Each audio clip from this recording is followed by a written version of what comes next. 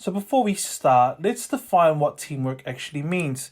This can be quite confusing and used interchangeably with the word group and teamwork, but they are actually two different things. So let's define what teamwork actually means, especially in this context and throughout this lesson.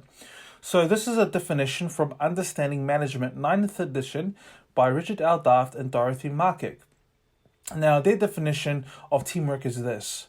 A team is a unit of two or more people who interact and coordinate their work to accomplish a common goal to which they are committed and hold themselves accountable. Now, I like this definition because there are actually 4 components within this that help us understand what a team actually is.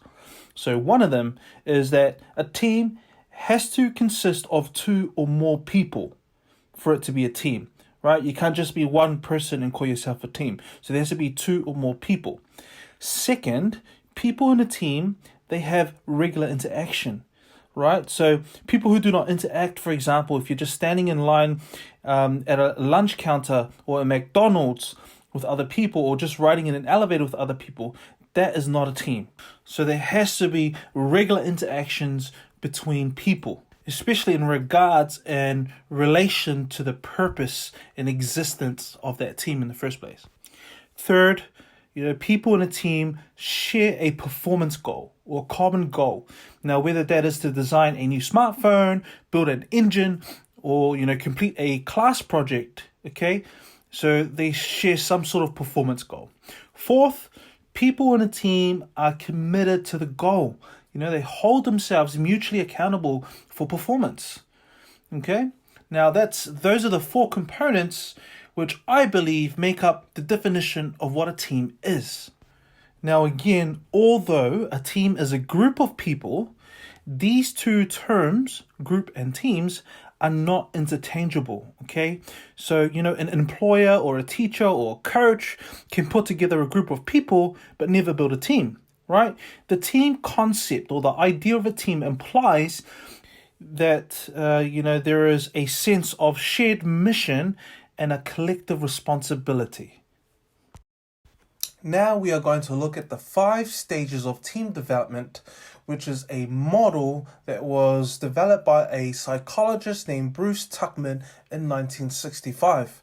And he came up with this model which helps to explain the stages that teams typically go through from being, complete strangers to becoming a cohesive and high-performing team.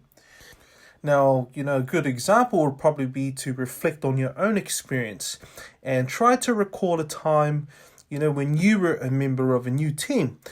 It could be a work team, could be a team that was formed in class or at school to complete a project.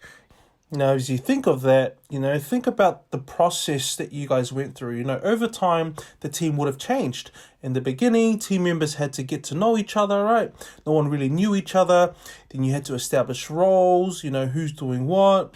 And then you had to consider, what was normal or, not appropriate. Divide the work, delegate that. Then clarify the task, the team task or the individual task. Now, in this way, each member became part of that operating team. And I guess the biggest challenge for a lot of leaders is to understand what stage their teams are at in that development stage and, and what actions to take to be able to help their team or lead their team through it. And there's a lot of research findings around, suggesting that team development is not random, but evolves over definitive stages. Now, this is a useful tool, this 5 stages of team development, or this model for describing these stages that teams go through. So each stage confronts each team leader and members with, unique problems and challenges. Now let's look at the 5 stages of team development. So the 5 stages are forming, storming, norming, performing, and adjourning. So it's pretty cool because they all rhyme, so it'd be kind of hard to forget. It's really memorable. So let's go through each stage and examine the types of behaviors that you can find within a team in these different stages.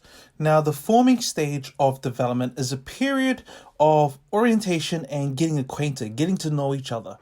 Some will be really anxious, they haven't fully understood what the team will actually do. So level of uncertainty will be high, and some might be really excited about what's going on, So as a leader in this stage, you normally play the dominant role.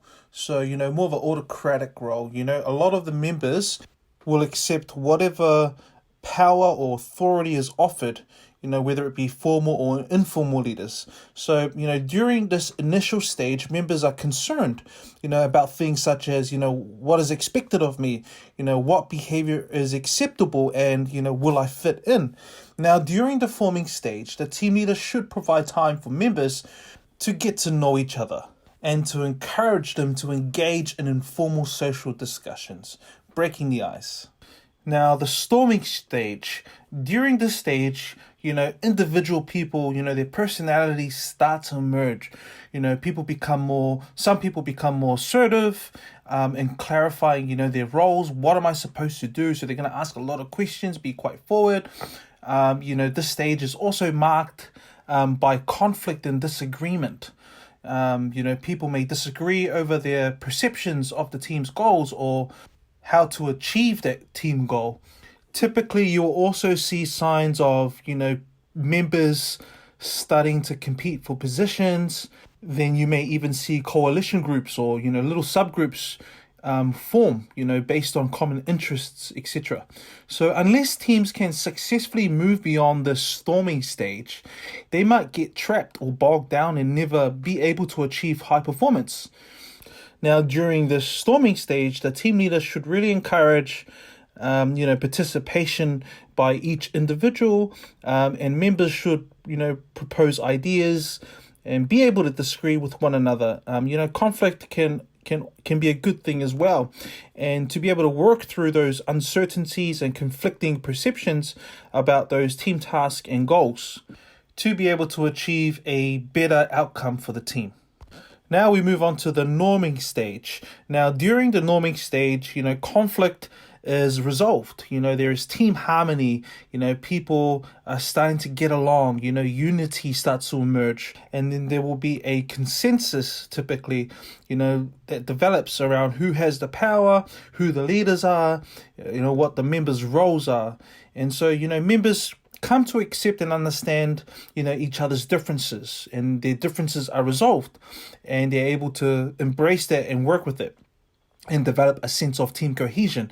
Now, during this stage, a team leader should really emphasize unity with the team and, continue to help clarify team norms and values. And now we look at the performing stage. Now, during the performing stage, there is a huge emphasis around problem solving and accomplishing the task at hand. Team members are more committed to the mission of the team. They coordinate more with each other, and, they handle disagreements in a more positive and mature way. And they're not afraid to confront and resolve problems, obviously in the interest of, completing a task and, completing it effectively. Now, they will interact frequently, and they will direct their discussions and influence towards, achieving that team goal. Now, as a leader during this stage, you can, focus on developing people, delegating much of your task to members, and, concentrate on managing high task performance. And now we come to the last stage, which is the adjourning stage, which normally occurs in committees and teams that have a, limited time, to complete a task or to perform. And, after they've completed that task, then, they're no longer needed. There's no purpose for that team anymore. So during this stage, there's emphasis on, wrapping up and gearing down. So that's, the performance is no longer a top priority.